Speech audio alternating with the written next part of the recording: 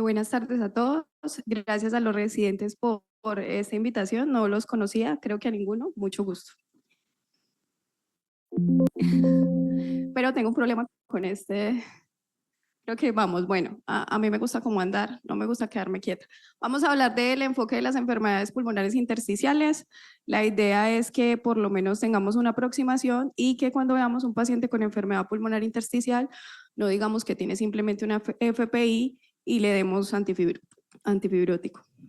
No tengo ningún conflicto de interés con la industria del tabaco, tampoco tengo conflicto de interés con los vapeadores o con las industrias de vapeo, que esto es súper importante, sobre todo en los pacientes con enfermedad pulmonar intersticial. Esto es una radiografía que, si ustedes ven, unas están a blanco y negro, otras están a color y otras están en una transición, precisamente porque eso hace la enfermedad pulmonar intersticial en los pacientes. Muchos de ellos se presentan de una forma muy básica, donde uno dice, bueno, esto es una fibrosis pulmonar idiopática, pero hay otros que se presentan en unos tonos muy grises. Y lo que nos va a definir qué tiene o no, qué no tiene el paciente va a ser el tiempo. El tiempo es muy importante para nosotros y ya van a ver por qué. Entonces, digamos que esto es la enfermedad intersticial para un neumólogo. Es recordar que todas las enfermedades intersticiales pueden sobreponerse unas con otras y que no debemos encasillar a un paciente simplemente con que tiene una fibrosis pulmonar idiopática, patrón new, y darle salida. Entonces, esta es la agenda que vamos a tener hoy. Voy a correr en algunas partes para poder cumplir el tiempo. Hay que tener en cuenta que hay 200 enfermedades inflamatorias o 200 enfermedades intersticiales que varían en el componente de inflamación y fibrosis. Todos los pacientes de neumología tienen disnea, todos tienen tos. Y hay que tener en cuenta que el 40% de esas enfermedades autoinmunes van a ser idiopáticas. Algo que no se interroga o algo que no se pregunta cuando el paciente tiene enfermedad pulmonar intersticial es si hay antecedentes familiares de fibrosis pulmonar o de enfermedades intersticiales, porque el 20% tiene familiares con EPI. Esta es la tabla de enfermedad pulmonar intersticial que uno pues la conoce, pero lo que más me gusta de esta tabla es que la parte azulita, escogieron el peor. La parte azulita es la que hace que el paciente tenga fibrosis progresiva. Es decir, que ustedes ven acá neumonías intersticiales inflamatorias, enfermedades pulmonares asociadas a enfermedad autoinmune, asociadas a exposición, asociados a quistes o sarcoidosis, pero si ven, muchas de ellas tienen el componente azul como más grande, ¿no? ¿Eso qué quiere decir? Que esas enfermedades hay que prestarles mucha atención porque van a progresar rápido. Entre ellas, la R, la esclerosis sistémica, la enfermedad mixta del tejido conectivo, las miositis, las vasculitis, la neumonitis de hipersensibilidad y como las ocupacionales, entre otras, para no pararnos acá. Entonces, ¿qué es lo que pasa con la enfermedad intersticial? Esto es un pulmón normal o un intersticio normal y esto es un intersticio no normal. Y uno ve que hay inflamación, migración, pérdida del tejido, anormalidades en la matriz extracelular, activación de fibroblastos, daño endotelial y por último, pues hay aumento tanto de factores como ven abajo, extrínsecos como de factores intrínsecos. Y hay otros que son los genéticos y los epigenéticos.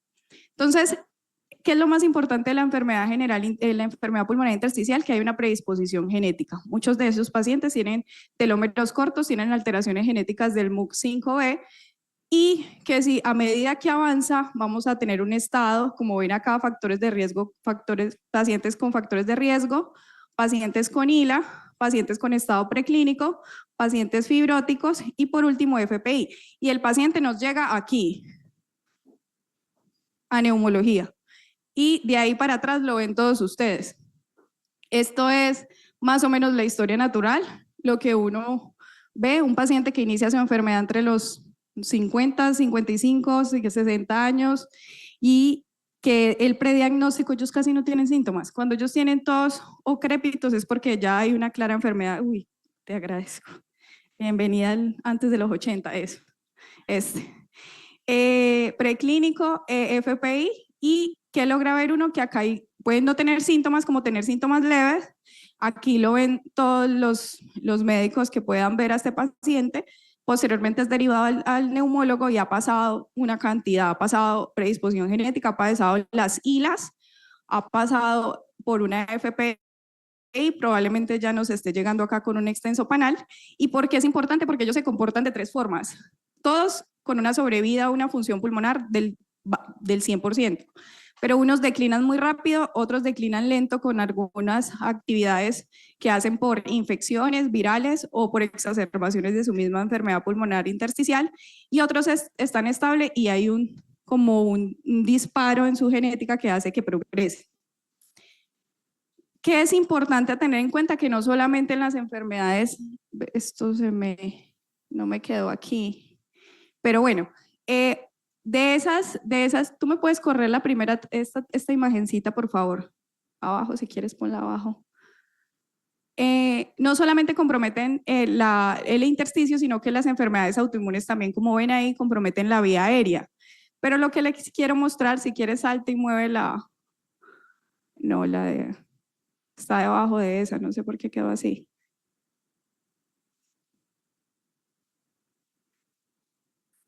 Las enfermedades autoinmunes son una causa muy importante de enfermedad pulmonar intersticial.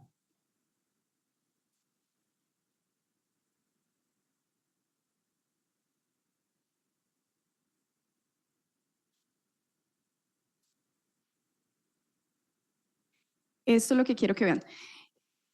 Entonces, si ustedes ven, esto fue un análisis de una revisión sistemática y un metaanálisis que hicieron en el 2023-22, y ellos tomaron 15.000 citas, 3.000 fueron revisadas como texto completo, y que logran ver que de todas la prevalencia, la AR es la reina, la esclerosis sistémica, las miositis, el Sjögren, la enfermedad mixta del tejido conectivo, el lupus no tanto, pero ayer inclusive la doctora Rubio puso un caso de una paciente con un lupus y un patrón escleriforme que no encasilla dentro de una esclerosis sistémica, pero que tiene un lupus, y que eso da para que el paciente tenga una enfermedad pulmonar intersticial muy agresiva o una enfermedad indiferenciada del tejido conectivo. Entonces, cuando uno logra ver esto, uno lo que más claro debe tener en cuenta es que si uno ve un patrón new, que ahora lo vamos a ver, ese paciente que uno le está sospechando enfermedad pulmonar intersticial, lo más grande, lo que debe pensar es que va a tener AR, ¿sí? Pero si uno ve un paciente con una NINE, pues vienen el resto de enfermedades. Las esclerosis sistémicas, las dermatomiositis, el lupus, la enfermedad mixta, el síndrome de Sjögren, pero ojo con las neumonías organizadas, porque las neumonías organizadas, aunque se vean muy ocultas, pueden estar debajo de un paciente con una dermatomiositis o una polimiositis. Esto es exactamente lo mismo, y aquí están las prevalencias. El lupus sigue siendo una causa muy pobre, uno diría del 8 al 10%, pero el lupus engaña a veces. Y aquí es donde yo me detengo. Esto lo sacó la Sociedad de Reumatología el año pasado, y ellos revisaron, vea, si yo tengo un paciente con artritis reumatoidea, hay unos factores demográficos, clínicos y serológicos que hacen que sea un factor de riesgo para enfermedad pulmonar intersticial, que sea mayor, que sea de sexo masculino, si en el caso de la R, que tenga todos los factores positivos y el anti-CSSP en títulos altos, si es una esclerosis sistémica, que tenga el anti-SL70, ausencia o no del anticentrómero, BCG-PCR elevada, con todo lo de sus síntomas sistémicos y clínicos, y vuelve acá, puede ser femenino o masculino. Tener una esclerosis sistémica con una enfermedad pulmonar intersticial es algo muy grave. De entrada, esa es la más grave de todas, sin decir que las otras no lo son. Todas tienen sus componentes, sobre todo estas miositis cuando tienen la anti-MDA positivo con un OR de 6.6. O sea, eso es un foco para que a mí se me prenda y yo no suelte a ese paciente y le esté haciendo por lo menos un TAC de alta resolución al inicio de la enfermedad o cuando el paciente llegue a la consulta. El Sjögren con su fenómeno del Raynaud, su biopsia, su score, sus ANAs positivos, y con los RO y puede tener o no ANCAs positivos, y la enfermedad mixta, sobre todo cuando el RNP está muy a títulos muy altos. Cuando ese RNP tiene títulos muy altos, yo debo decir, este paciente puede hacer una enfermedad pulmonar intersticial, y esa enfermedad pulmonar intersticial va a ser muy agresiva. Ustedes ven acá la prevalencia combinada de patrones, quiere decir que si yo tengo una artritis reumatoidea, yo no solamente voy a pensar en una NIU, sino que también le puede dar una NINE, le puede dar una neumonía organizada, pero uno sí más o menos como que se centra y dice, ah, lo que más da la R es una NIU, el resto es una NINI. Y lo que menos compromete el intersticio es el lupus, sin decir que no lo compromete. Entonces aquí están como todas más o menos la torta de distribución grande. Y cuando uno logra ver, bueno, ¿y qué síntomas tiene? ¿Cómo se presentan los pacientes? La mayoría son subclínicos, o sea, no hay nada. La mayoría de los pacientes son subclínicos en el 85% y en el 25% tiene una enfermedad pulmonar manifiesta. Entonces, nos enfrentamos en que hay muchos subtipos de EPIs, además de una fibrosis pulmonar idiopática, y que cuando uno va a poner en su consultorio, lo remito al neumólogo por una fibrosis pulmonar, le debe temblar el dedo porque debe haber hecho todo esto y decir, ya descarté todas las causas y definitivamente lo único que me queda es una fibrosis pulmonar idiopática. Esto es una NIU, esto es una NINE. Para los que les gusta la radiología o los que no, la NINE es un sombreado donde el vidrio, que todos conocimos el vidrio por el COVID, es muy homogéneo, como ven acá. Hay pocas bronquiectasias y hay un respeto subpleural. Eso es una NINE. Y la NIU es heterogénea, o sea, el espacio de distribución es heterogénea, tiene gradiente apicobasal, quiere decir que compromete más las bases que los apex, tiene bronquiectasias y tiene panal. El panal se define como 5 quistes seguidos en una sola hilera. Eso es panal. Ojo con los pacientes que no tienen panal, que tienen bronquiectasias y que le ponen panal sin ver los cortes sagitales. Porque esto que ustedes ven acá son bronquiectasias que se alargan. Entonces, si uno los ve así muy solamente en el corte coronal, panal. Y va a ver el corte sagital y no tiene panal. Hay una ventana que se llama mínima intensidad pulmonar, MINIP, y pone esto en negro y te focaliza las zonas más de mayor o menor atenuación y esas zonas son las que lo hacen a uno así mirar, ah, es un enfisema, es un quiste, hay un panal o no, para los que no tienen muy claro. Entonces, miren esta tomografía, acá hay zonas de bronquiectasias, hay vidrio. Les aconsejo que cuando miren una tomografía, mire qué predomina. Como el profe de radiología cuando me decía, Vanessa, deje mirarle el Juanita Angelina Jolie si tiene otras cosas que verle, igualito. Entonces, si uno tiene una tomografía, tiene que ver lo que más predomina. Acá, ¿qué predomina? Las bronquiectasias, ¿hay panal? ¿Será que hay más de 3 quistes en una sola hilera? Si tienen la duda, miran el corte sagital. Claramente acá hay panal. Quistes, toda opacidad de mayor atenuación que ustedes ven que se forman 1, 2, 3, 4, más de 5 quistes en una sola hilera. Esto es un patrón NIU. Esto predomina el vidrio y hay bronquiectasias. Tal vez es homogéneo en el pulmón que se presenta, heterogéneo respecto al otro, pero sigue siendo homogéneo. Que ahí ya los neumólogos nosotros nos centramos en que si será niño o será una neumonía organizada para ser más claros. Y esto sí se parece mucho a lo que les mostré, que es un respeto subpleural, algo de bronquiectasias y el vidrio. Ahí no hay panal en ninguna parte, yo no veo quistes que se apiñan. Eso es una niña. Esto es una neumonía linfocítica, que son quistes que se agrupan en diferentes partes del pulmón heterogéneos y eso está muy derivado del síndrome de Sjögren. Entonces, aquí están los diferentes patrones en las diferentes enfermedades. ¿NINE o NIU?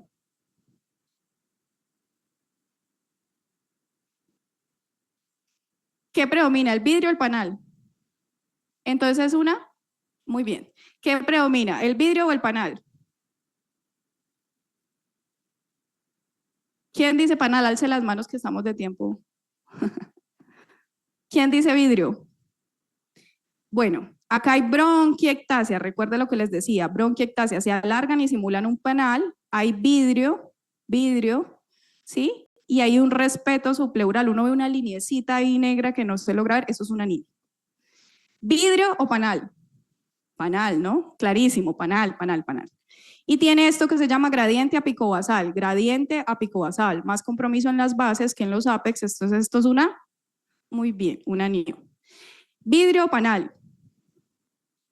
Acá hay algo que se llama micropanal, ¿sí? Y acá hay algo que se llama bronquiectasias con algo de vidrio. Ojo que hay unos pacientes que cuando el vidrio es muy persistente, resulta que las zonas de fibrosis como que retraen al pulmón y es como si los cisiagueara, yo no sé cómo explicarlo, pero es un vidrio muy persistente y ya no se vería, uno ya no debería decir que hay un vidrio, y uno ya debería decir, eso es una zona de fibrosis que simula un vidrio, pero que eso es una zona de fibrosis. Entonces, para tener en cuenta, hay que preguntarle también al paciente en qué trabaja, si está expuesto a pájaros, qué pasa con su trabajo, qué pasa si hay alguien más enfermo, si usa protección en su trabajo, si los síntomas desaparecen cuando él llega a su casa, porque eso es lo que nosotros más o menos nos va a orientar, porque recuerden que está el otro espectro, que es la neumonitis de hipersensibilidad, fibrótica y no fibrótica.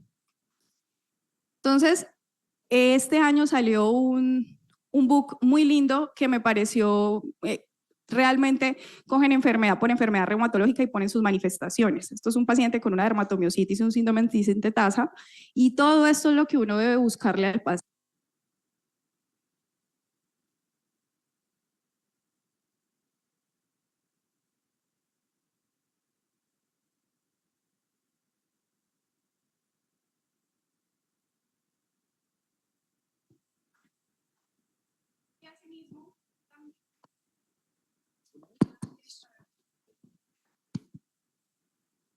Aquí está un paciente, cuando no es una cosa, aquí está un paciente que tiene un neumomediastino espontáneo. Los pacientes jóvenes con neumomediastino espontáneo, yo me voy a pasar 5 minutos, los pacientes con neumomediastino espontáneo, hay que revisar el Sjögren, ¿no? Y el lupus. Este fue un caso clínico, es un paciente que llevaba 2 años con tos, una paciente con una esclerosis sistémica, es muy clara, la apertura está limitada, tiene telangiectasias, esta radiografía que llevaban diciendo que era un asma y que cuando uno ve acá hay mucha pérdida de ese lado cuando hay tracción de la cisura, que uno inclusive la ve gruesa. Esta era en sus manos, pero fue remitida con un diagnóstico de asma. Entonces, la FPI es un diagnóstico de exclusión, el patrón casi siempre ya saben que es una NIU, la mayoría son hombres, puede relacionarse con antecedentes familiares mayores de 40 años y muchos de ellos tienen antecedentes familiares o esporádicos por portadores o por variantes esporádicas. Estas son los factores de riesgo. Voy a pasar esto un poquito rápido. Tener en cuenta el factor genético. Parece que nosotros no estamos mandando los pacientes al genetista y pacientes jóvenes que tengan una EPI familiar. Hay que estudiarlos, hay que mandarlos al genetista. ¿Cuáles? Estos pacientes, pacientes con un familiar de una EPI, pacientes con sospecha de telómero corto, paciente con EPI fibrótica o familiares de primer y segundo grado con enfermedad pulmonar intersticial joven. Y este artículo del doctor Selman de México, él tiene un banco de genes donde él estudia en qué podemos impactar en la enfermedad pulmonar intersticial. Él dice, mire, es que cuando uno lo mira, esto hay que saberlo interpretar porque él dice que eso es como meter a todos y darles antifibrótico temprano, pero recuerden que de estas también la neumonía por hipersensibilidad se comporta fibrótica. Entonces, la principal o lo que tenemos que hacer con la NH es retirar la exposición, quitarle el pajarito, quitarle la cacatúa, quitarle la humedad, quitarle el moho, ver los baños, ver en la casa, ve mamá, usted hace cuánto no limpia la cocina, los extractores, el baño y todos allá mirando el baño a ver si hay moho. Y los hilas, que son los hilas son hallazgos incidentales en una tomografía. Hay un estado preclínico y hay un estado subclínico, estos son tempranos, estos son moderados, cambian si tiene o no compromiso de la función pulmonar. Y ustedes ven acá cómo este paciente empezó con algo de retículo, no tenía síntomas, el DLCO a los 2 años le empezó a caer y ya a los 7 años tenía una FPI. Quiere decir que esos pacientes se deben seguir en el tiempo. Estos son los factores de riesgo que son muy, muy parecidos a los de FPI. Y hay unos factores de progresión y es que está subpleural, si hay bronquiectasias de tracción, si la localización está de predominio en los lóbulos inferiores, acá ven los diferentes OR, en que esa isla progrese y en que el paciente se muera. Esto es simplemente para dejárselos ahí, es el seguimiento y la IPAF. La IPAF es esa patología que ni los reumatólogos ni los neumólogos logramos definir qué es. Entonces ellos tienen neumonía intersticial por TACAR, otras etiologías se están excluidas, no cumple criterios para una enfermedad del tejido establecida y tiene al menos 2 dominios. 2 dominios de cuáles de estos 3. ¿Cuál es el problema de esa IPAF? Que si uno no estudia juiciosamente al paciente va a meter todo IPAF. Entonces ya no es FPI, sino IPAF, y tampoco. O sea, la idea es que juiciosamente hagamos el interrogatorio y tratemos de encasillar al paciente en una de las enfermedades. Ya si definitivamente no nos dio, pues nos vamos a comprometer con una IPAF. Recuerden que todo esto se debe hacer bajo una junta disciplinaria. Entonces, ustedes me preguntan, venga, doctora, ¿y entonces cuáles anticuerpos yo debo hacer? Eso se ha reunido todas las sociedades, la ATS recomendó, pero pues sin mucho acuerdo, estos, ANAS, por inmunofluorescencia indirecta, factor reumatoideo, anticuerpos, panel de miopatías, PCR, BCG y extender dependiendo del contexto. Cuando uno va al INER de México, ellos ponen todo, todo, se va con todo, con panel, todo, llegó, le duele, no sé qué, tacar, medio intersticio, todo. Porque ellos tienen un banco grande y recuerden que ellos son muchos de los que escriben sobre enfermedad pulmonar intersticial. Aquí se los dejo para que los conozcan, anticuerpos según lo que usted esté buscando, esclerosis sistémica, si está buscando miopatía, si está buscando fibrosis con progresión, si está buscando limitada cutánea o difusa, los pacientes que tengan, pedirles también topoisomerasa, anticentrómero, RNP, factor reumatoideo, anti-CCP en sospecha de artritis reumatoidea. ¿Y cómo se define que un paciente progresa? Un paciente, si yo no conozco la enfermedad pulmonar intersticial y tampoco conozco las pruebas, ¿quién conoce una espirometría? Que la haya visto. Todos, ¿no? Entonces, por lo menos tener en cuenta que todos los pacientes deben tener una espirometría, un TACAR y definir por clínica y por radiología qué progresa. Los radiólogos no se ponen de acuerdo, los neumólogos tampoco. Fundación sé que está haciendo un software donde miran si la cantidad de fibrosis por colores progresa o no, es decir, si las bronquiectasias progresan, si progresan la zona de fibrosis, pero si cumple 2 de 3, pues esto es una fibrosis pulmonar. ¿Qué es lo importante? Que hay que tener disminución absoluta de la capacidad vital forzada de 5% en un año y disminución de la LCO corregida con la hemoglobina del 10% en un año. Aquí están las anormalidades en la TAC. ¿Y por qué es importante esto? Porque los pacientes se mueren y se mueren en el tiempo. Entonces, pues hay que definir, estos son los factores de riesgo para que un paciente se muera más que otro, sobre todo cuando tienen NIU, ¿vale? ¿Qué dijo este consenso del doctor Cotain en Francia? Ellos dijeron, mire, ustedes tienen que hacer pruebas de función pulmonar al menos en el primer año con una frecuencia al menos cada 3 meses, a menos que clínicamente se indique lo contrario, porque estamos viendo que cuando esperamos un año los pacientes progresan más y nos llegan muy tarde y entonces iniciamos el antivirótico demasiado tarde a este tipo de pacientes.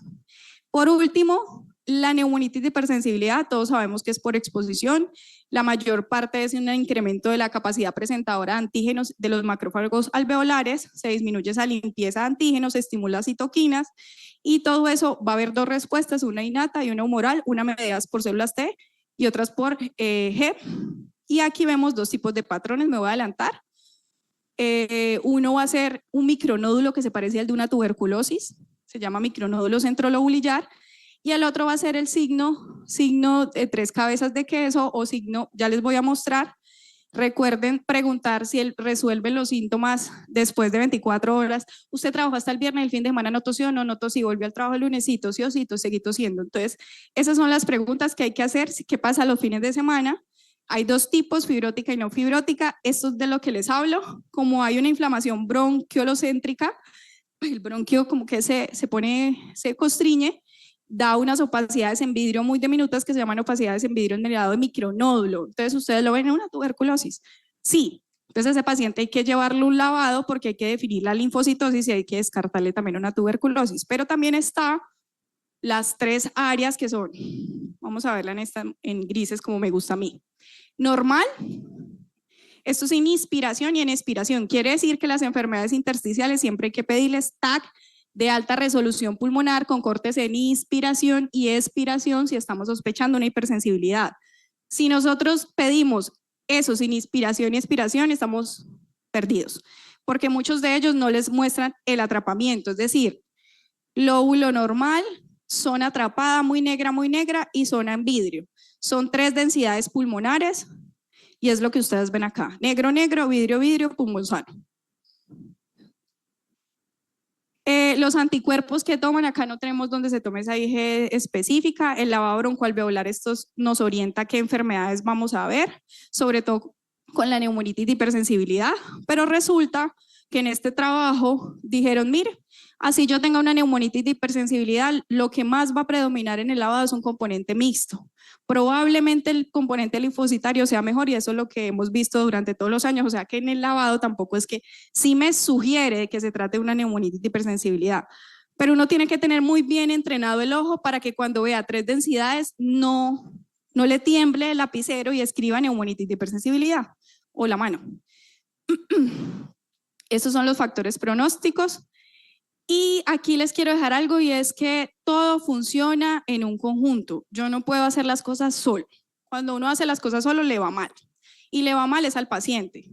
Entonces, todos los pacientes deben tener esto. Aquí no les puse la prueba, la ergoespirometría, que es una prueba que nosotros tenemos, pero esa ergoespirometría la guardamos para los pacientes que tienen mucha disnea, que tienen un compromiso intersticial, que el ecocardiograma no tiene mucho compromiso del ventrículo derecho, pero que a uno le sigue quedando la duda de que tenga un compromiso de ese ventrículo y que uno quiere demostrarle al cardiólogo que tal vez ese eco no sabe qué tanto tiene énfasis en ese ventrículo derecho, le puede mandar una prueba de ejercicio cardiopulmonar.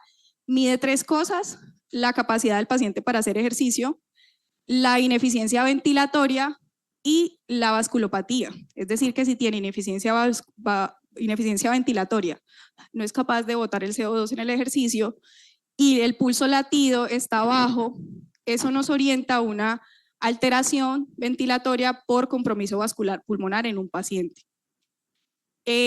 Las vacunas, les pido por favor que a todos los vacunen. La rehabilitación pulmonar, importantísimo que ojalá todos los pacientes estén rehabilitados. Todo se hace en conjunto con el reumatólogo, el radiólogo. Los radiólogos son súper amables, los radiólogos deberían ser amigos de todos. No muchos les gusta pulmón, pero cuando uno va donde ellos son súper queridos y saben mucho de imágenes. Lo que pasa es que no les gusta el pulmón, pero saben mucho de imágenes. El oxígeno para los pacientes. La prueba de caminata es un paciente que coge y camina en un pasillo largo, con una caminata de 6 minutos, se devuelve y lo hace en un paso de 30 metros. Si ese paciente se desatura al caminar, imagínese al correr. Entonces esa caminata me orienta que yo necesito dejarle oxígeno al paciente en ejercicio caminando. Y acá, pues les traje esto porque no se les olvide que las enfermedades intersticiales también involucran el ventrículo derecho y que hay que hacerles eco en busca de signos indirectos de compromiso ventricular derecho. Aquí ven el algoritmo que ellos ponen. Si tienen menos de 2,8 de esa área de velocidad de regurgitación, pues busque si tiene otros signos en ese ventrículo derecho que son estos. Uno no dice hipertensión pulmonar por ecocardiograma. No, uno dice el eco es sugestivo de impacto en el ventrículo derecho y se confirma con un cateterismo derecho, esa hipertensión pulmonar. Este es el tratamiento que propone el CHES hasta el año pasado. Este es lo que nos sugieren en los pacientes, sobre todo con esclerosis sistémica. Hay que correrles. A esos pacientes hay que correrles. Y esto es lo que tenemos por ahora: antifibrótico, nintedanib y pirfenidona. Esto es lo que se nos viene. Esto es lo que está ahí más o menos en fase 2. Recordar que la enfermedad intersticial es desafiante. Cuando nosotros no podemos, la mandamos a patología, pero los que somos afortunados y tenemos neumopatóloga, viva. Los que no tienen neumopatólogo es supremamente también difícil distinguir las formas secundarias de NIU, hacerlo en una junta disciplinaria, tener diagnósticos más tempranos para que el paciente no llegue en FPI. Así que muchas gracias. Me pasé muchísimo.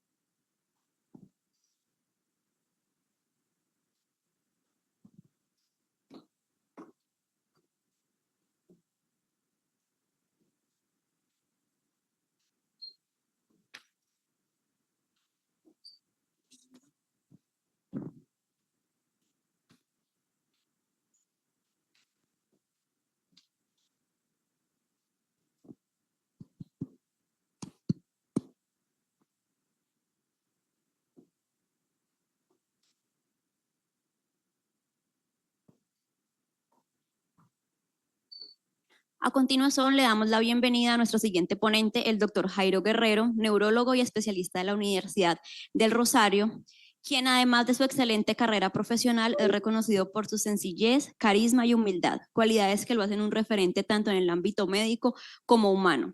Hoy nos acompaña con un tema que representa un verdadero desafío en la práctica clínica, el enfoque de vértigo. A menudo subestimado y poco abordado, aun cuando la correcta evaluación es clave para un diagnóstico preciso y la toma de decisión. Bienvenido, doctor Guerrero.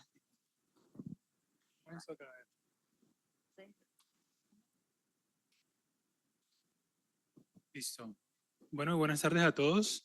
Hace un año hablé sobre el código ACV y una de las preguntas que hizo el auditorio al final fue cómo diferenciar un paciente con vértigo en el contexto de urgencias, ya sea periférico o un vértigo de etiología central. Me pareció importante hablar sobre el enfoque del paciente con vértigo en urgencias para aclarar esta diferenciación. Lo primero a tener en cuenta es que el vértigo se va a definir como una percepción de movimiento anormal, ya sea en ausencia del movimiento o una percepción distorsionada del movimiento durante un movimiento normal de la cabeza. Y generalmente esta sensación es de carácter rotacional. Sin embargo, los pacientes muchas veces van a describir, en vez de vértigo, sensación de mareo, desvanecimiento, inestabilidad, embotamiento, entre otros muchos síntomas más. Y es por eso que hay varias publicaciones, de hecho ya de varios años, esto es del 2007 por ejemplo, donde hicieron un cuestionario a pacientes que consultaban por vértigo en urgencias de diferentes maneras. El cuestionario, eran 4 cuestionarios, uno de preguntas abiertas, otro de respuesta múltiple, otro de preguntas dirigidas y otro de seleccionar una sola característica del vértigo, y se documentó que las personas realmente eran muy imprecisos al momento de definir o de caracterizar lo que era vértigo para ellos. Y es por esto que se ha recomendado, muchas veces insistíamos en preguntarle al paciente que para él qué es vértigo, cómo son las sensaciones. Sin embargo, lo que se recomienda en los últimos años es enfocar al paciente con vértigo o mareo con base a la duración de los síntomas y el patrón desencadenante. Con base a esto, clasificarlo en 3 tipos de síndromes vestibulares, que van a ser el síndrome vestibular agudo, el síndrome vestibular episódico con desencadenantes y el síndrome vestibular episódico espontáneo o sin desencadenantes. Entonces, para caracterizar cada uno de estos, el síndrome vestibular agudo es monofásico. Lo típico es que es un síntoma persistente, no es episódico, sino persistente. Los síntomas van a durar varios días, no tiene un desencadenante claro, sin embargo, el paciente sí puede referir que se exacerba con los cambios de posición. El síntoma no desaparece en reposo, y cuando tenemos un síndrome vestibular, lo que tenemos que tener en mente es si es una ACV de circulación posterior o una neuronitis vestibular. El síndrome vestibular episódico con desencadenantes, pues como su nombre lo indica, es episódico, es decir, el paciente tiene el síntoma, va y viene. Esto generalmente dura pocos minutos o segundos. Lo característico es que se desencadena con los cambios de posición y el paciente cuando está en reposo está completamente asintomático. Las etiologías principales son el vértigo posicional paroxístico benigno o la hipotensión ortostática. Y el vértigo, el síndrome vestibular episódico espontáneo va a ser episódico también, o sea, recurrente. Va a durar minutos a horas, no suele tener un desencadenante con los cambios de posición. En reposo puede variar la intensidad del síntoma, y aquí lo que vamos a tener en cuenta de etiologías es la migraña vestibular o un ataque isquémico transitorio. Entonces, vamos a empezar hablando primero del síndrome vestibular agudo. Para recordar, es de presentación aguda, es monofásico y el síntoma es persistente durante días o semanas. Esto quizás es lo más importante para diferenciarlo. El síntoma persiste durante todo el momento en que uno está valorando al paciente. Las etiologías principales, recuerden, ataque cerebrovascular o una neuronitis vestibular. ¿Cómo lo vamos a diferenciar? La tendencia generalmente es hacer imágenes. Siempre que uno ve un paciente con vértigo en urgencia, la tendencia es tomografía o resonancia. Sin embargo, lo más importante o lo ideal es basar esta diferenciación con base al examen físico. Para tener en cuenta, esto fue un estudio publicado hace 10 años en el que se revisó, es una corte de pacientes que consultaron por vértigo en urgencias, se definió que era un vértigo periférico, y después se examinaron de esos pacientes que se habían catalogado como vértigo periférico, cuáles había tenido la conducta de ese diagnóstico con base a un TAC de cráneo simple normal y cuáles no. Y lo que se encontró fue que a 30 días era más probable que un paciente con tomografía normal tuviera una ACV comparado con los pacientes a los que no se le hizo tomografía. Y digamos, la explicación probable de esto es que el paciente o la persona, el médico que lo atendía, pedía una neuroimagen por sospecha que era algo central, El TAC de cráneo negativo da una falsa sensación de tranquilidad y da el egreso. Ten en cuenta que la tomografía tiene muy baja sensibilidad para una ACV de circulación posterior, menos del 50%. Entonces, si uno tiene un vértigo y quiere hacer una imagen, lo ideal es no hacer tomografía. Y la resonancia magnética del cerebro, que en teoría es el gold estándar, o en teoría no es el gold estándar para diagnosticar una ACV, también tiene una sensibilidad no tan alta cuando es una ACV de circulación posterior y son lesiones pequeñas de menos de 1 centímetro. Estos fueron pocos pacientes, 15 pacientes, sin embargo, el 53% tenían una resonancia inicial negativa en las primeras 48 horas. Y tener en cuenta eso, la resonancia realmente en lesiones pequeñas de circulación posterior puede tener una tasa hasta el 50% de falsos negativos en las primeras 48 horas. Lo otro importante es que la resonancia toca tener el ojo entrenado para documentar las lesiones, porque pueden ser tan pequeñas como esas lesiones que vemos acá. Estas son imágenes de difusión, por ejemplo, esa lesión puntiforme o esta, que son muy pequeñas, y si uno realmente no va a buscar eso, puede pasar por alto la lesión isquémica. Tener en cuenta entonces que la resonancia puede ser normal en las primeras 48 horas y hay que buscar detalladamente si la sospecha clínica es bastante alta. Entonces, ¿cómo vamos a diferenciarlo si la resonancia ni la tomografía son la respuesta? Lo importante es lo que les mencionaba, el examen físico. Hay escenarios que yo considero relativamente fáciles, que es cuando hay vértigo y el examen neurológico es anormal. Por ejemplo, este paciente que consultó hace poco por vértigo y el examen de los movimientos oculares, vemos que este ojo no hacía la aducción. Si uno tiene un paciente con vértigo y tiene este examen neurológico, claramente es una lesión estructural o un vértigo central. Esa fue la resonancia del paciente que tiene un infarto a nivel punto mesencefálico. Y ese es otro ejemplo también de un paciente con vértigo que tiene una clara dismetría en el miembro superior izquierdo.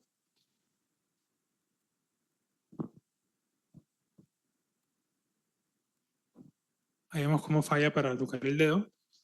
Y es igual, si paciente consulta con vértigo y esos síntomas, uno no va a pensar en algo periférico, sino en una lesión probablemente isquémica. Lo curioso de este era que una lesión anterior no era de circulación posterior, sin embargo era vértigo con esos síntomas, era muy sugestivo de que fuera algo central. El problema es cuando el examen neurológico básico es normal. Y aquí es donde aplica lo que conocemos como los HINTS, que se ha vuelto famoso en los últimos años. Los HINTS son 3 pruebas que uno hace el examen físico, que es el test de impulso cefálico, la exploración de nistagmus y el desalineamiento ocular o el skew deviation.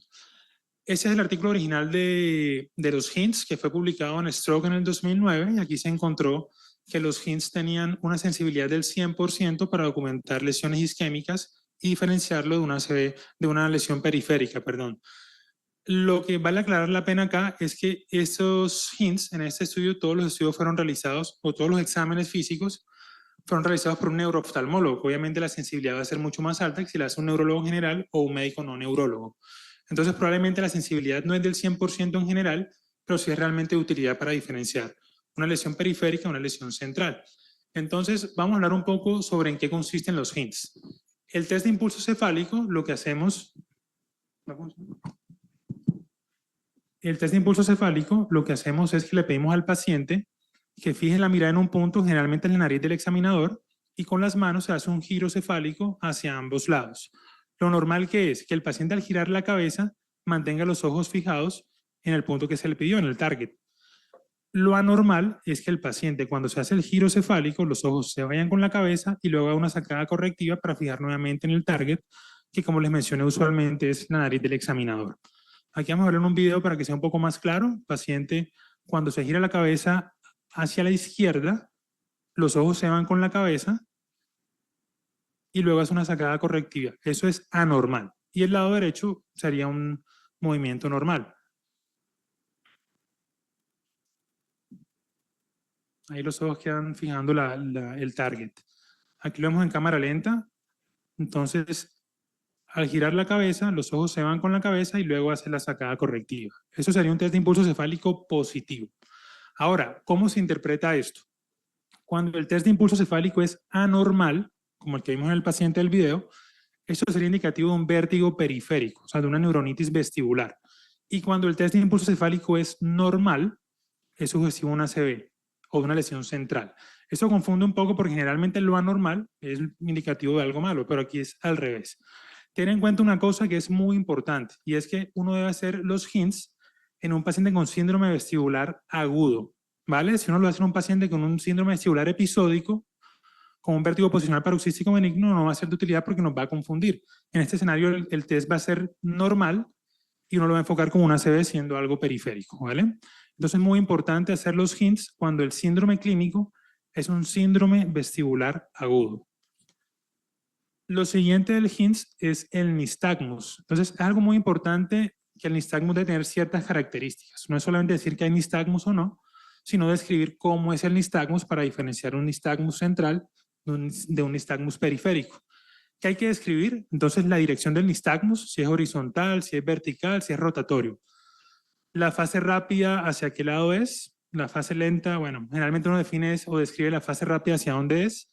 Si el nistagmus es espontáneo o si se evoca con la mirada, y si la dirección del nistagmus es fija o si la dirección es cambiante. Con base a eso vamos a poder diferenciar si el nistagmus tiene características periféricas o características centrales. Entonces, ¿qué es lo típico de un nistagmus por compromiso periférico? Lo primero es que el nistagmus suele ser horizontal. Lo otro es que va a tener una fase rápida y una fase lenta. Generalmente la fase rápida va en dirección opuesta a donde está el compromiso vestibular. Lo otro es que la fase rápida, o cuando mira hacia la fase rápida, el nistagmus va a aumentar su intensidad. Y cuando mira hacia la fase lenta, el nistagmus va a disminuir. Vamos a verlo en este video. You just keep looking straight at that red light. Just look there. Yeah, that's great. Vemos que tiene un nistagmus con fase Now, rápida hacia la what I want you to izquierda. do is look to the El right. paciente mira hacia la derecha, que es la fase lenta, el nistagmus prácticamente desaparece. Now look to the Y left. cuando mira hacia la izquierda, el nistagmus aumenta su amplitud. Eso es muy característico de una lesión por compromiso periférico, ¿vale? Horizontal, fase rápida, aumenta al mirar hacia la fase rápida y disminuye o desaparece cuando mira hacia la fase lenta. Ahora, ¿cómo es el vértigo por compromiso central? Puede ser horizontal, perdón. Sin embargo, siempre que hay un vértigo, un nistagmus vertical, siempre deben pensar en que es un compromiso central, como en el caso de este paciente. Ahí se ve que el movimiento del nistagmus es en esa dirección, no en ese como el del paciente anterior.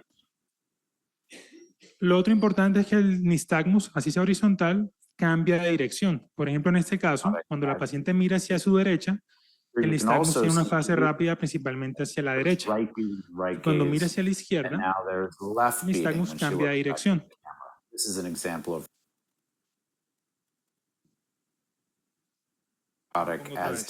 Entonces, cuando mira hacia la derecha, fase rápida hacia la derecha. There's right beating and right gaze, and now there's left beating when she looks back to the camera. This is an example of rebound nystagmus. Cuando mira hacia la izquierda, cambia la dirección. Eso es muy sugestivo también de compromiso central. Eso no ocurre en un vértigo periférico. Y lo otro es cuando hay movimientos complejos, como es este caso, que no tiene una dirección fija, es horizontal, vertical, rotatorio. Esto generalmente es indicativo de compromiso central. Ten en cuenta que cuando uno habla de central, no siempre o no es sinónimo de que haya una lesión o un tumor o algo así. Puede ser, por ejemplo, un paciente que tenga una intoxicación alcohólica, que tenga un nistagmus con características centrales, o por ejemplo, por uso de fenitoína, por deficiencia de tiamina, entre otras cosas.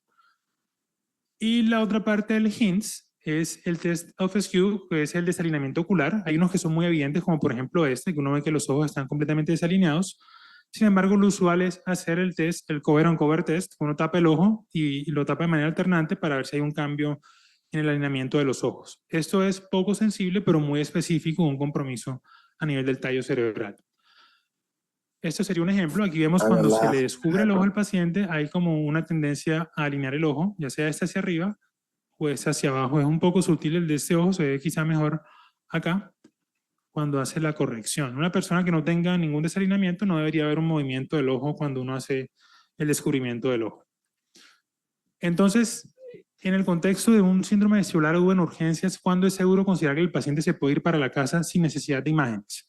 Lo primero es que el paciente se pueda sentar o pueda caminar de manera independiente, que el paciente no tenga compromiso de pares craneales ni de signos cerebelosos, que tenga un nistagmus horizontal unidireccional, que no tenga, que tenga un test de impulso cefálico anormal y que no tenga un desalineamiento ocular. Si cumplimos con esas 5 características, el paciente sería seguro darle salida sin necesidad de hacer tomografía ni resonancia en ningún estudio adicional. Ahora pasando al síndrome vestibular episódico con un desencadenante, recordar que es episódico como su nombre lo indica, es de corta duración, menos de un minuto, desencadenados con los movimientos y el paciente cuando está en reposo está completamente asintomático. Recordar que el anterior, el síndrome vestibular agudo, el síntoma no se desencadena con los movimientos y el paciente no logra estar asintomático en reposo. Y aparte la duración no es de minutos, sino es un síntoma persistente. Entonces, cuando tenemos un síndrome vestibular episódico, debemos tener en mente dos posibles diagnósticos: el vértigo posicional paroxístico benigno o una hipotensión ortostática. ¿Cómo lo vamos a diferenciar? Entonces, tener en cuenta, si el síntoma es solamente al levantarse, uno debería pensar más en una hipotensión ortostática. Y si el síntoma se presenta al levantarse, al acostarse o al girarse en la cama, sería más indicativo un vértigo posicional paroxístico benigno. Y lo otro es también el examen físico. Si uno hace una prueba de ortostatismo, que es medir la presión del paciente acostado y luego en bipedestación, si es positiva, pues obviamente va a ser más una hipotensión ortostática.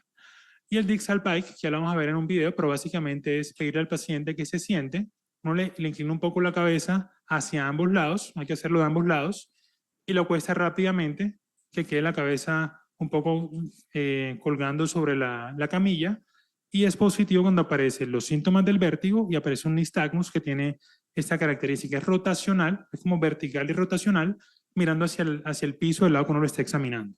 Entonces, ten en cuenta que en esos casos las imágenes no son necesarias. Esto sería una prueba de Dixal-Pike positiva. Entonces se acuesta el paciente rápidamente y ahí se aparece el nistagmus. Un nistagmus que si uno lo ve así de entrada parece que tuviera unas características centrales, sin embargo es un escenario completamente diferente. Un escenario que se desencadena con la maniobra y para rápidamente. Esa es la característica, que es vertical y tener un componente rotacional. Y generalmente mira hacia el piso del lado que uno está examinando. Recordar siempre hacerlo de ambos lados, o sea, mirando hacia la derecha y mirando hacia la izquierda. Entonces, ¿cuándo es seguro considerar una salida en un síndrome vestibular episódico con desencadenantes? Entonces, primero, que no tenga hipotensión ortostática. Segundo, que la prueba sea positiva, el Dixal-Pike. Y tercero, que haya una mejoría significativa con las maniobras de reposicionamiento canalicular. La más famosa es la maniobra de Epley. Uno lo que hace es que sienta al paciente, inclina la cabeza hacia el lado que la maniobra fue positiva, lo acuesta rápidamente, luego gira la cabeza hacia el otro lado, luego lo coloca en decúbito lateral, lo sienta nuevamente y luego lo pone en posición neutra nuevamente. Y esa es la maniobra que uno hace para reposicionar los otolitos, y eso suele tener una mejoría sintomática bastante rápida. Y el último síndrome vestibular es el episódico espontáneo. Para recordar, es episódico, dura de minutos a horas. Entre los episodios el paciente es completamente asintomático y esto generalmente no tiene un desencadenante claro. O sea, no se desencadena con los cambios de posición.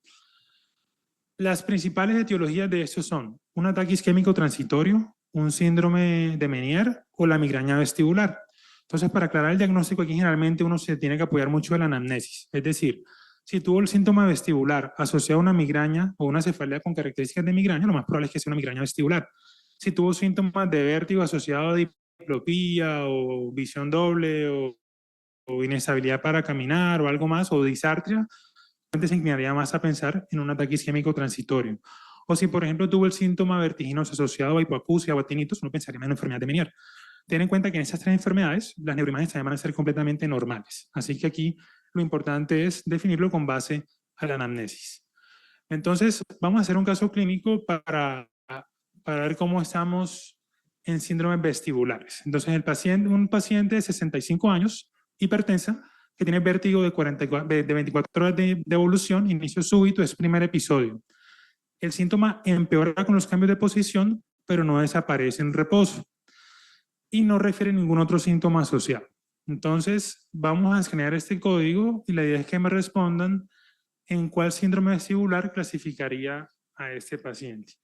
Síndrome vestibular episódico con desencadenantes, síndrome vestibular agudo, síndrome vestibular episódico espontáneo, o esto no es un síndrome vestibular.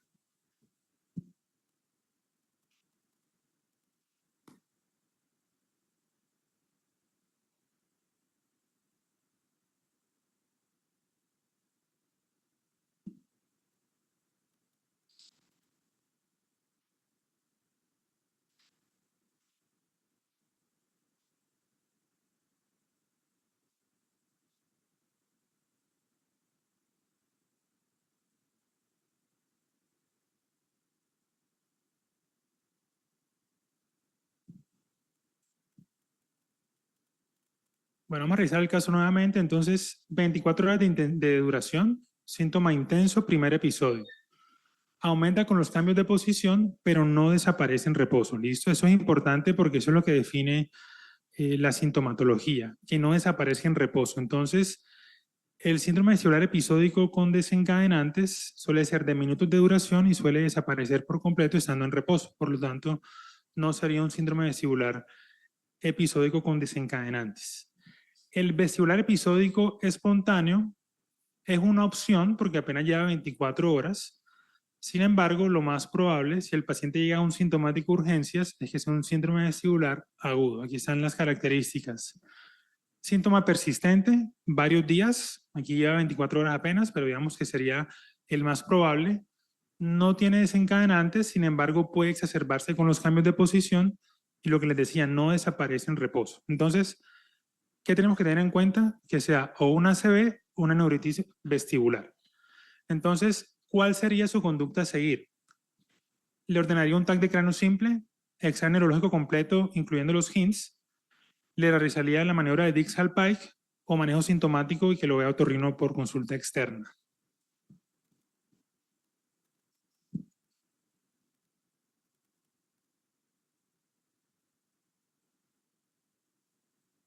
Entonces, sí, muy bien, exactamente eso es lo que hay que hacer, examen neurológico completo, incluyendo los hints. Ahora vamos a ver, el examen neurológico de este paciente era normal, vamos a ver cómo estaban los hints, ¿listo? Entonces, veamos este video.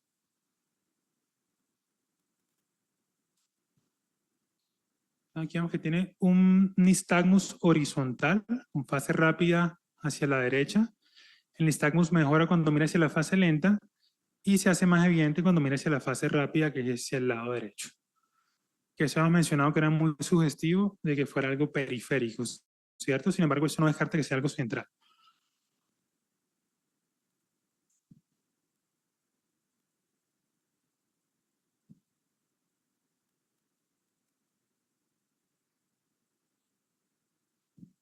Sigue siendo horizontal. Ese es el test de impulso cefálico. Aquí confundo un poco el nistagmus, sin embargo, el test de impulso cefálico es negativo. O sea, el paciente en ningún momento hace una sacada correctiva para al hacer el movimiento cefálico.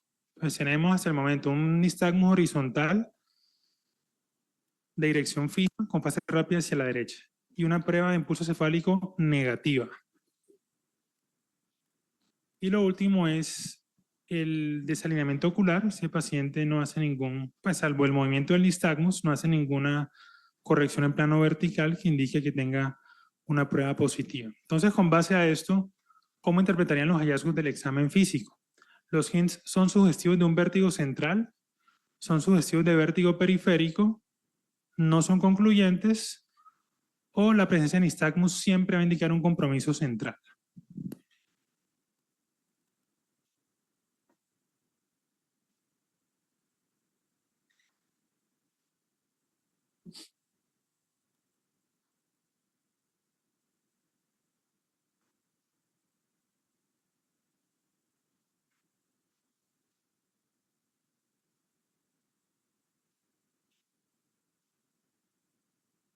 Bueno, entonces, lo que mencionaba en el estudio inicial, que la sensibilidad era del 100%, aquí vemos que la sensibilidad no es exactamente del 100%, ¿vale? Recordar una cosa, el nistagmus horizontal unidireccional con fase rápida a la derecha es sugestivo de algo periférico, válido. Sin embargo, eso no descarta que una lesión central lo pueda presentar. Aquí lo que les mencionaba y que era un poco confuso es que el test de impulso cefálico, cuando es negativo, es indicativo de que hay una lesión central, ¿vale? Lo contrario, cuando el test de impulso cefálico es positivo, indica algo periférico, que en el caso del paciente era negativo, por lo tanto, serán unos hints indicativos de un compromiso central. Y no había desalineamiento ocular. Este paciente tenía una lesión isquémica a nivel cerebelosa. Entonces, tener en cuenta eso, que yo sé que es confuso, sin embargo, esa es la interpretación. Lo clave es saber a qué paciente hacerlo. Si es un síndrome vestibular agudo, hay que hacerlo. Si es episódico, va a confundirnos porque va a ser normal y nos va a hacer enfocar el paciente de la manera incorrecta. Entonces, ya para concluir, tener en cuenta que el vértigo o el mareo es un síntoma que es de difícil caracterización, algo muy subjetivo. El paciente a veces lo interpreta de diferentes maneras o lo describe de diferentes características. Por lo tanto, más allá de describir la característica del vértigo, lo importante es enfocarlo con base a cuánto dura el síntoma y si hay un desencadenante claro, o si el síntoma desaparece o no en reposo. Ten en cuenta que el vértigo, no todo paciente con vértigo requiere una neuroimagen. Es más valioso el examen físico, sobre todo en las primeras 48 horas. Y los hints pueden tener mayor sensibilidad que la resonancia, lo que les mencionaba en las primeras 48 horas. Sin embargo, ten en cuenta que los hints no es para hacer a todo paciente con vértigo, sino en pacientes con síndrome vestibular agudo, ¿vale? Muchas gracias.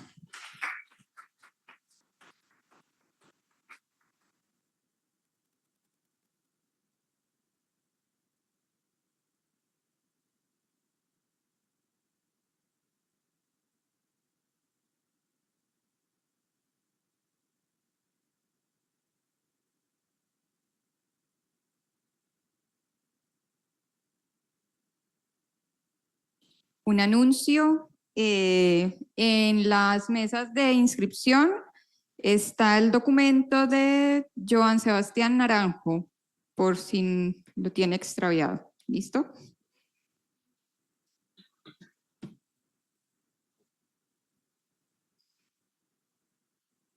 Bueno, a continuación y siguiendo con nuestro cronograma, tenemos el gusto de presentar al doctor Jonathan Urrego. Él es médico internista, especialista en medicina crítica y cuidado intensivo de la Universidad del Valle y hoy nos orienta en el abordaje de la reanimación en sepsis. Es un honor contar con su presencia, doctor. Bienvenido.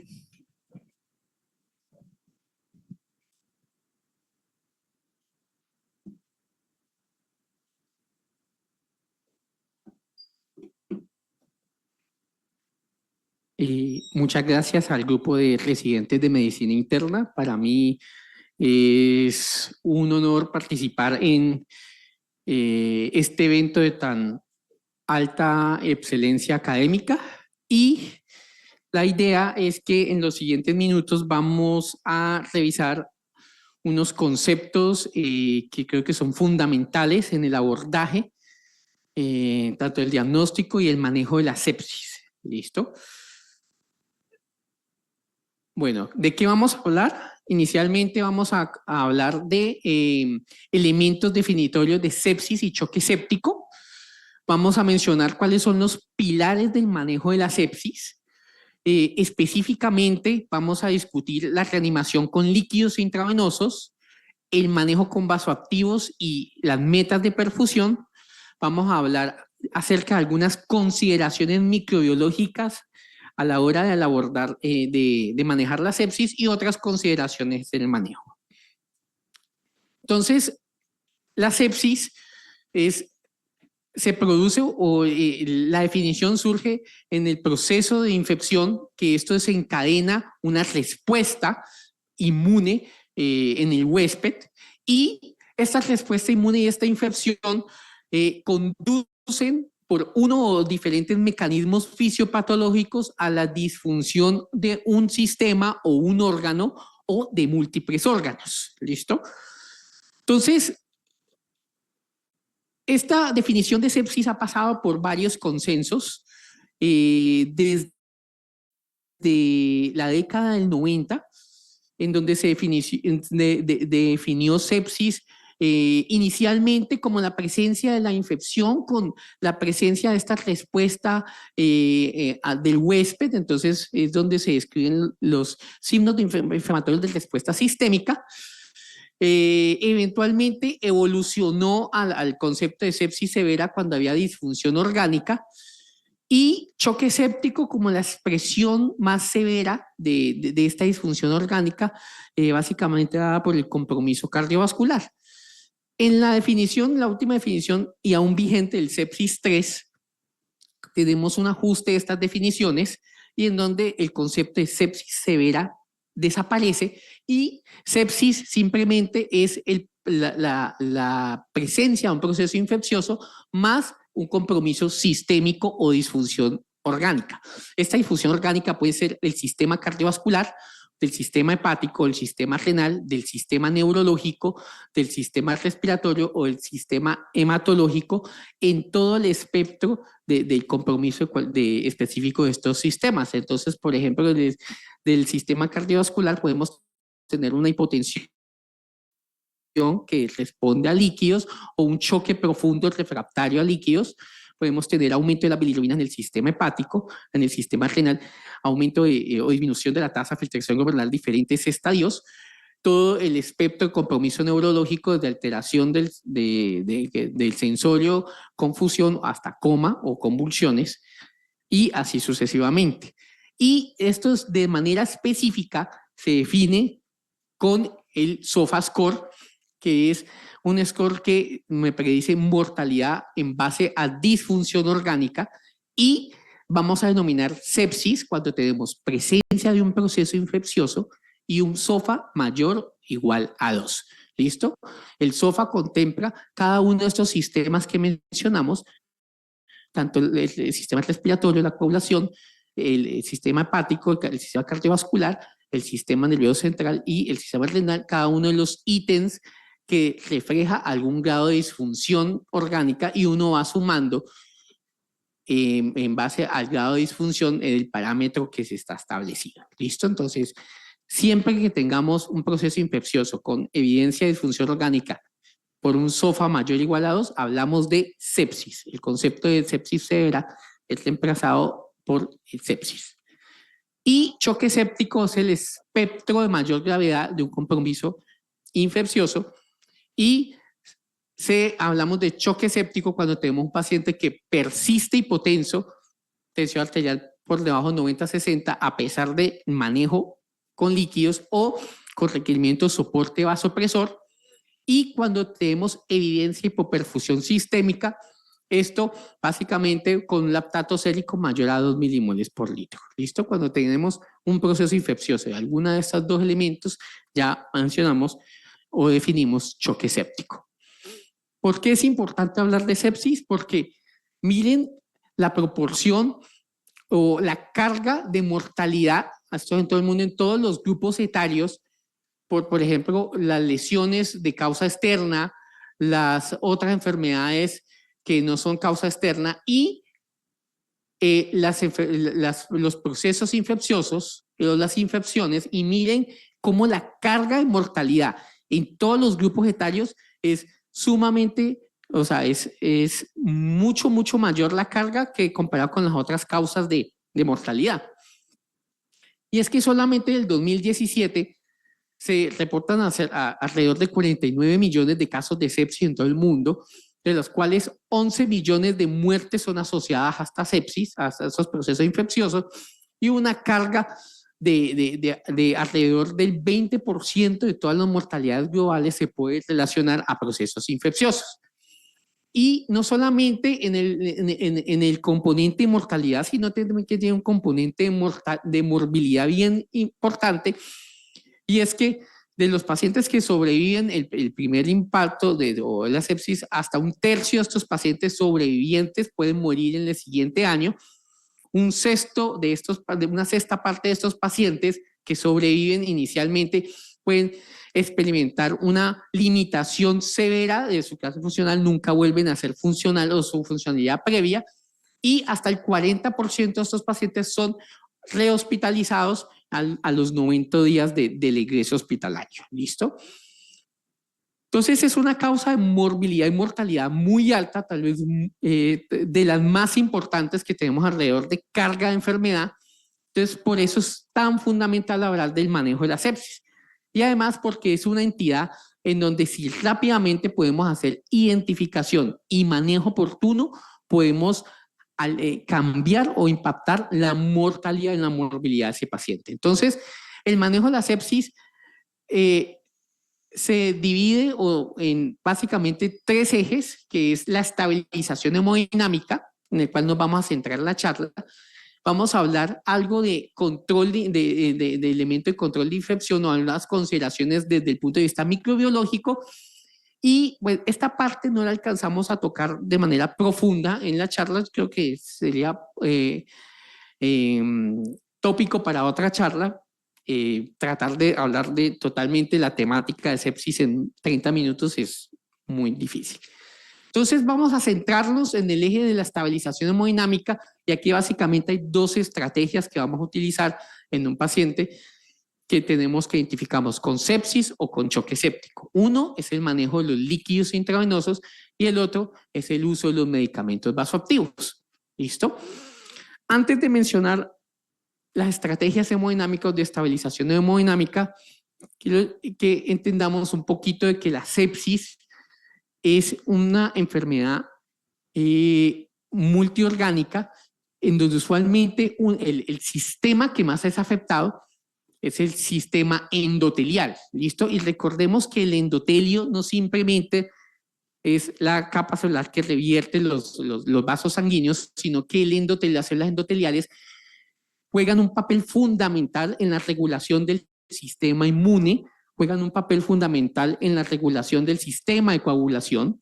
Entonces, este proceso infeccioso en medio de produce una elevación de citoquinas y una desregulación o un desbalance de este ambiente de citoquinas, lo cual va a producir una lesión endotelial. Esta lesión endotelial va a producir una fuga capilar al espacio intersticial y además va a producir alteraciones inmunológicas que van a explicar en parte el compromiso inflamatorio que tienen algunos fenotipos de sepsis y va a producir alteraciones, por ejemplo, del sistema de coagulación y por eso también es muy frecuente ver como complicaciones de los cuadros de sepsis, choque séptico, eventos como la coagulación intravascular diseminada.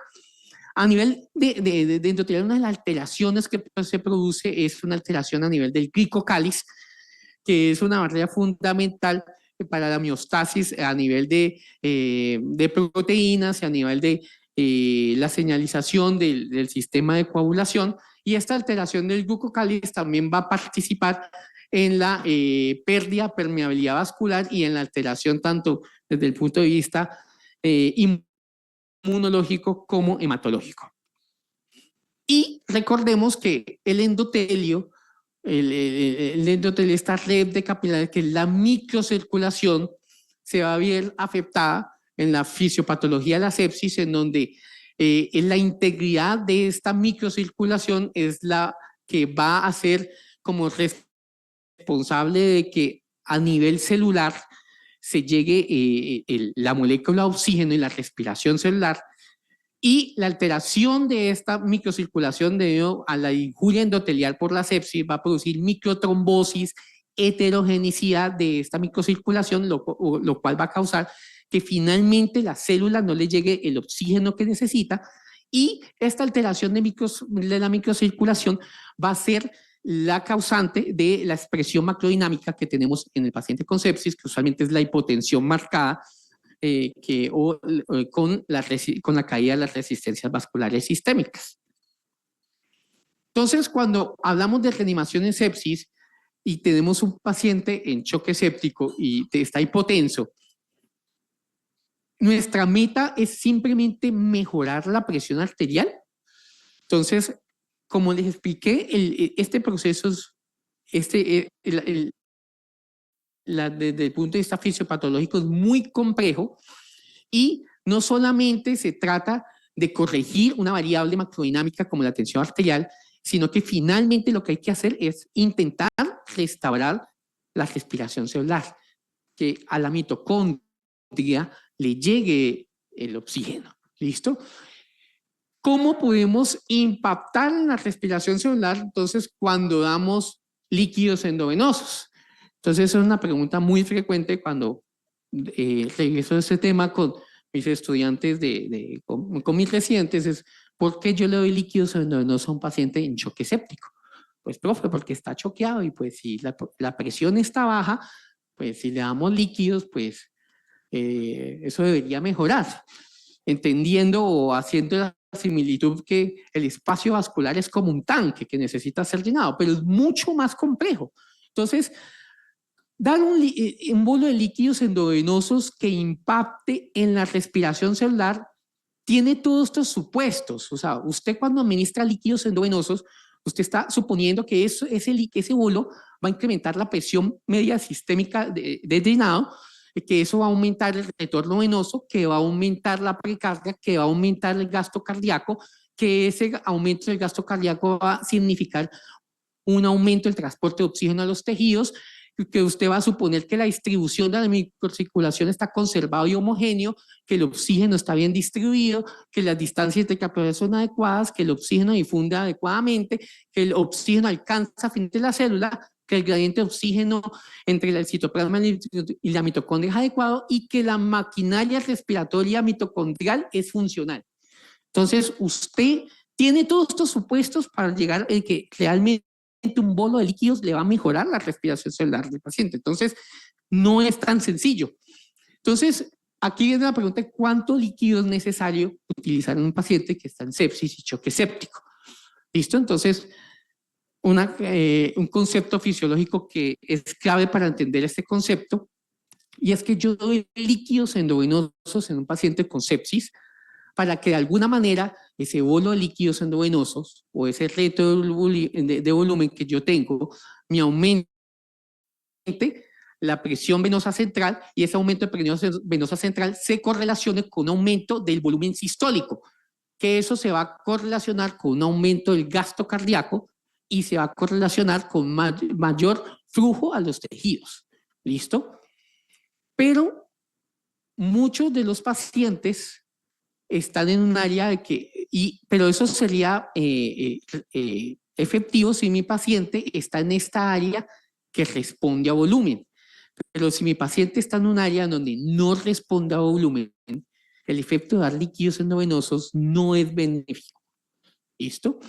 Entonces, ¿qué nos dicen las guías de sepsis? Entonces, la guía 2016 nos habla en la recomendación número 2 aquí, nos habla de que los pacientes en sepsis con hipoperfusión deben recibir al menos un bolo de 30 ml kilo de líquidos cristaloides en las primeras 3 horas.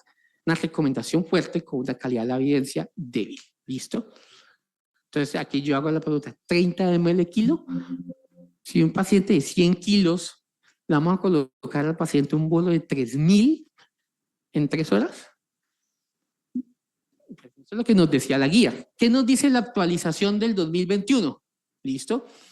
Tenemos la misma recomendación, pero miren que aquí ya el nivel de evidencia es mucho más bajo. Entonces disminuye, perdón, el nivel de recomendación. ¿Listo? Y me aparecen otros 2 elementos que muy probablemente vamos a ver que cambian en las siguientes guías porque no tienen sustento fisiológico. Y es que ya el nivel de recomendación de este bolo de 30 ml kilos disminuye y ya nos sugiere el uso de variables dinámicas para ver si mi paciente es respondedor o no respondedor al volumen, para identificar si mi paciente efectivamente responde a volumen y usar metas de perfusión. Entonces, ya la guía está pidiendo un cambio, ya utilice estrategias de variables dinámicas para ver si su paciente responde a volumen. Este es un trabajo muy interesante que hizo un intensivista, bueno, un grupo intensivista en el cual colaboró un intensivista colombiano, que es el estudio Andrómeda, en donde básicamente ellos, fue un ensayo clínico donde ellos compararon 2 estrategias de monitorización en pacientes en choque séptico, uno guiado por lactato y otro guiado por llenado capilar. Ahorita vamos a hablar de eso. Pero lo interesante de esta gráfica es que ellos en el protocolo evaluaron si el paciente que llegaba en choque séptico era respondedor o no respondedor al volumen en las primeras horas de ingreso a urgencias.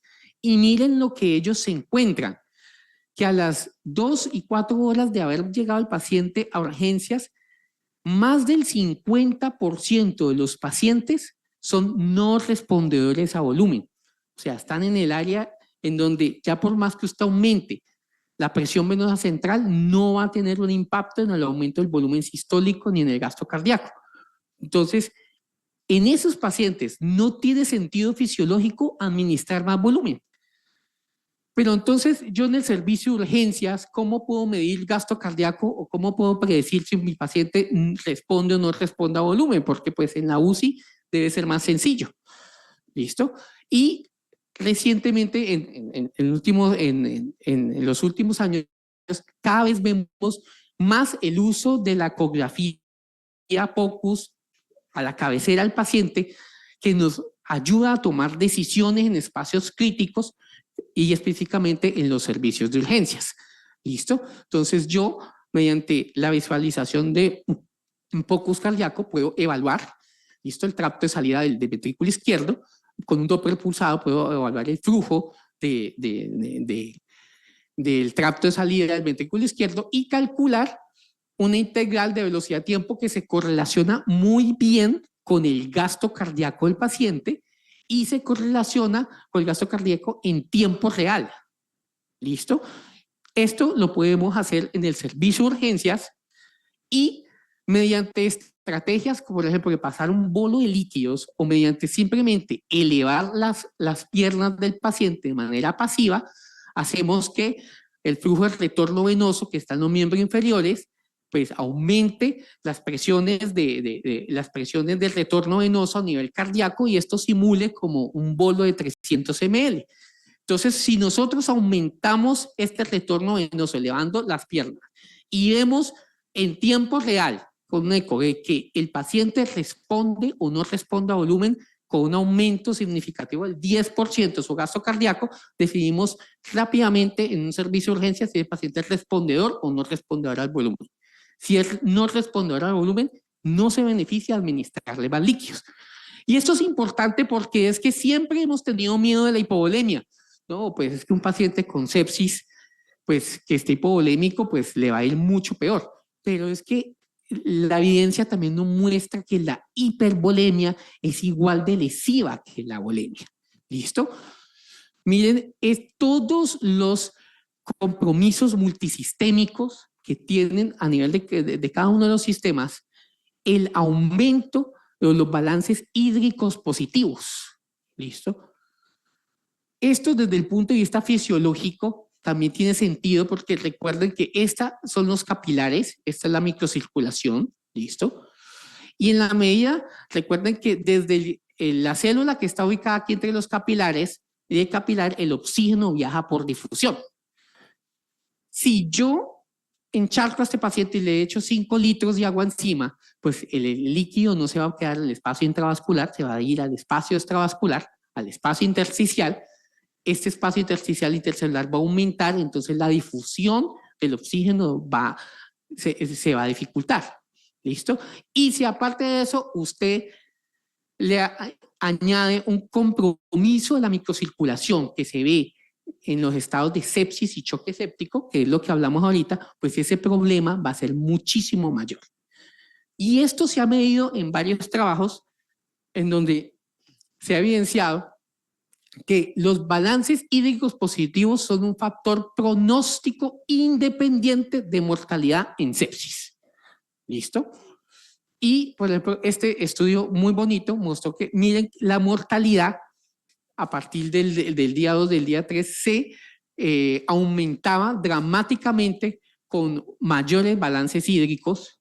Usualmente cuando los balances hídricos superaban los 3-4 litros positivos, la mortalidad se empezaba a disparar. ¿Listo? Entonces, la hipervolemia también es igual de deleteria que la hipovolemia. ¿Listo? ¿Qué líquidos puedo utilizar? Líquidos de elección, cristaloides. Y dentro de los cristaloides vamos a preferir las soluciones balanceadas, específicamente la solución de Ringer sobre la solución salida normal. No es porque con una estrategia mejore la mortalidad sobre la otra, sino que el dar grandes volúmenes de solución salida normal usualmente se puede asociar a acidosis metabólica hiperclorémica. Definitivamente no utilizar coloides tipo gelatinoestranos en sepsis aumenta la mortalidad y el uso de albúmina muy discutido en la mayoría de estudios sin impacto en la mortalidad. Medicación vasoactiva. Entonces, mensajes claros del paciente con choque séptico. Rápidamente tenemos que hacer una evaluación si mi paciente responde o no responde a volumen. Si responde a volumen, entonces administrar bolo de líquidos endovenosos y ver qué pasa dinámicamente si mi paciente sigue respondiendo o no a volumen. Y concomitantemente debo considerar el inicio de soporte vasopresor temprano.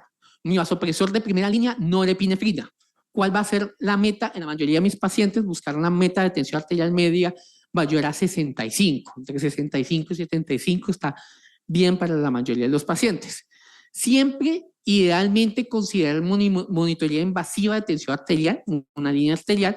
Sin embargo, en los servicios de urgencias, yo sé que esto es complejo, puedo utilizar monitoría no invasiva de tensión arterial, pero utilícela en la latencia menor posible, porque a veces dejan la toma de presión arterial cada 30 minutos y el paciente en choque séptico con los mismos 90-40 que llegó al ingreso. ¿Listo? No, es que mi paciente no tiene un catéter venoso central, no le puedo iniciar Norepi. Es que la Norepi es un medicamento que se inicia en la UCI. Y eso no lo puedo iniciar en hospitalización, ni lo puedo iniciar en los servicios de urgencias. Es totalmente falso. Usted, para iniciar la reanimación en un paciente, usted puede considerar utilizar el medicamento vasopresores por un muy buen absceso periférico, al menos de manera transitoria, mientras usted le asegura un absceso venoso central a ese paciente, para buscar tensiones arteriales medias metas. ¿Listo? Y cuando el primer agente vasoactivo, que es la norepinefrina, usualmente empieza con dosis de 0.05 microgramos kilo minuto y va titulando y usualmente llega a 0.2, 0.3 microgramos kilo minuto y no ha llegado a metas de tensión arterial media, considere adicionar un segundo agente vasopresor, que en ese caso sería la vasopresina. ¿Listo? Y en caso de disfunción cardíaca persistente, en hipoperfusión persistente, se debe evaluar la función cardíaca y si hay algún grado de disfunción cardíaca se debe considerar el inicio o agregar un soporte quimiotrópico. Entonces, lo que mencionamos, medicamento vasoactivo, primera elección, norepinefrina, dosis de 0.1 hasta 1.2 microgramos kilo minuto titulable. Medias, estas son mis metas de medias en la gran mayoría de pacientes. La vasopresina usualmente iniciamos a dosis de 0.03 a 0.04 unidades al minuto. La vasopresina la vamos a arrancar como segundo agente vasoactivo cuando no alcancemos metas de tensión arterial media con alrededor de dosis de 0.3 microgramos kilo minuto de norepinefrina. Y esto también nos va a ayudar a alcanzar la tensión arterial media limitando los efectos adversos adrenérgicos que tiene dar dosis tan altas de norepinefrina. Y tercera línea, en casos muy excepcionales, pues utilizar la adrenalina se ha descrito. Lo que les mencionaba, un concepto muy interesante, y es que cada vez se viene hablando del inicio temprano de soporte vasopresor en pacientes con sepsis y choque séptico, especialmente choque séptico. ¿Listo? No esperar que al paciente se le pasen un bolo de 5, de 10 litros y ver si el paciente es no respondedor a volumen y lo persisto y hipotenso.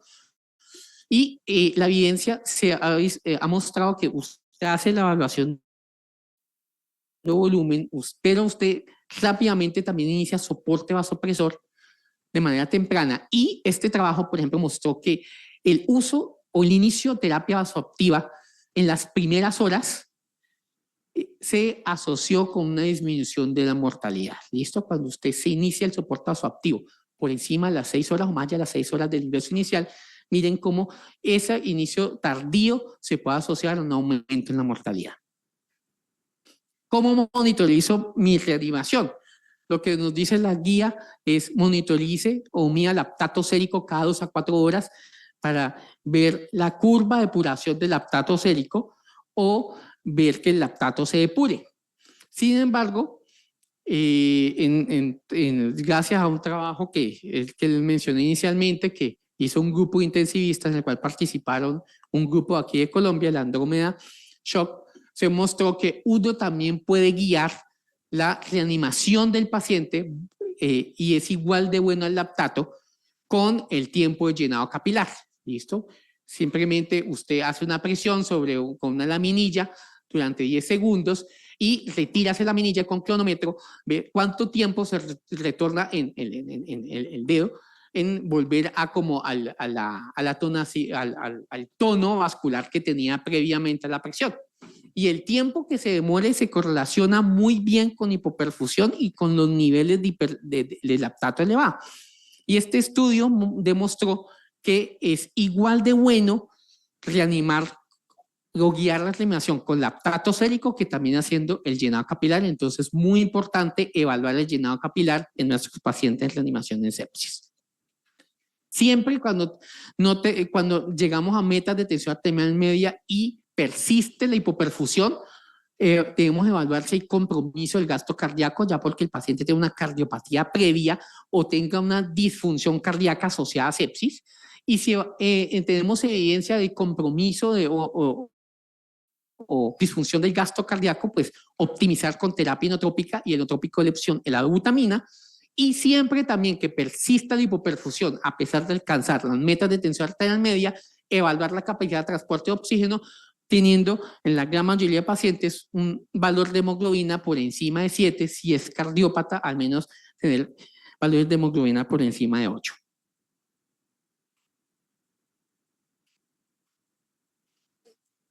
Rápidamente, unas consideraciones microbiológicas. Es muy importante el inicio antibiótico oportuno dentro de la primera hora. Este inicio antibiótico oportuno debe incluir el antibiótico correcto a una dosis correcta y para el foco infeccioso que estoy pensando de manera correcta. ¿Listo? La gran mayoría de estos esquemas antibióticos van a ser esquemas antibióticos empíricos. Yo no tengo una documentación microbiológica, sino que tengo una sospecha clínica, tengo una neumonía, tengo una infección urinaria y debo considerar ese esquema antibiótico empírico considerando el foco infeccioso y los factores de riesgo individuales y epidemiología local para considerar resistencia o no. ¿Listo? Las primeras dosis, el uso de la dosis del medicamento antibiótico tiene que ser dosis máxima en el escenario del sepsis, choque séptico, y específicamente en betalactámicos. Recuerden que el mecanismo de acción de los betalactámicos es por el tiempo que están por encima de la MIT. Entonces se ha visto en trabajos bien interesantes en donde el éxito terapéutico es mucho mejor cuando se utilizan betalactámicos en infusiones prolongadas, ¿listo? O en infusiones continuas. Y siempre que voy usualmente a iniciar un esquema antibiótico betalactámico asociado con vancomicina, siempre dar primero el betalactámico sobre la vancomicina. ¿Listo? Y toma de cultivos previo al inicio antibiótico sin que esto retrase el inicio oportuno del antibiótico. ¿Listo? Esto para traerle los factores de riesgo muy rápidamente que debo considerar en escoger el esquema antibiótico y para recordarles que el esquema antibiótico se debe hacer en base a estos factores de riesgo para gérmenes específicos o resistencia y no por la gravedad del paciente. Es que le iniciamos meropenem porque el paciente está muy choqueado. No es una adecuada razón. Esto usted puede tener un paciente en choque séptico severo o extremo con una E. coli multisensible. Entonces se debe hacer en base a los factores de riesgo que debe para germen resistente. ¿Listo? Control de foco infeccioso siempre que sea posible. Buscar el descalonamiento antibiótico a corta identificación microbiológica, por eso es tan importante la toma de cultivos. El uso de procalcitonia como seguimiento y guía de suspensión de antibióticos en algunos escenarios y no utilizar como parámetro único o para inicio en manejo antibiótico. Y cada vez estamos buscando esquemas de antibióticos más cortos y en la gran mayoría de procesos infecciosos con esquemas de 5 a 7 días es suficiente. Otras consideraciones: soporte oxígeno para metas de saturación, ventilación mecánica para temas protectores. Recuerden que los pacientes en sepsis y choque séptico son altamente protrombóticos, debemos usar tromboprofilaxis. Metas de glucemias en pacientes críticos entre 140 y 180 y cuando es un paciente refractario al uso de vasopresores con requerimiento de un segundo vasoactivo, también de adicionar hidrocortisona a una dosis de 200 miligramos día. El futuro, pues, ¿hacia dónde vamos? Hay, por ejemplo, ya programas en donde en base a inteligencia artificial se miden o se hacen predicciones de que mi paciente puede estar cursando un sepsis, choque séptico. Creo que vamos a ver publicaciones alrededor de eso. Y lo otro es que la sepsis y el choque séptico es una entidad sumamente heterogénea y se han descrito subfenotipos. Entonces, muy probablemente en un futuro vamos a tener una medicina de precisión identificando subfenotipos específicos de sepsis y choque séptico, a los cuales vamos a hacerles manejos específicos y vamos a impactar pues en la sobrevida de esos pacientes de manera mucho más grande que la estamos haciendo ahora. Mensajes para llevar. Fundamental la identificación de sepsis y choque séptico para el inicio temprano y oportuno. Esto mejora la sobrevida. Se debe siempre evaluar la respuesta a líquidos, idealmente con estrategias dinámicas de precarga. Considerar el inicio temprano a soporte vasopresor de elección norepinefrina. Balances hídricos positivos se asocian a mayor morbilidad y mortalidad. La reanimación en sepsis encaminada a restaurar la perfusión tisular utilizando métodos de monitorización clínica y paraclínicos. Y inicio inmediato de esquema antibiótico correcto, a dosis correcta y forma correcta se asocian a mejores resultados. Muchas gracias.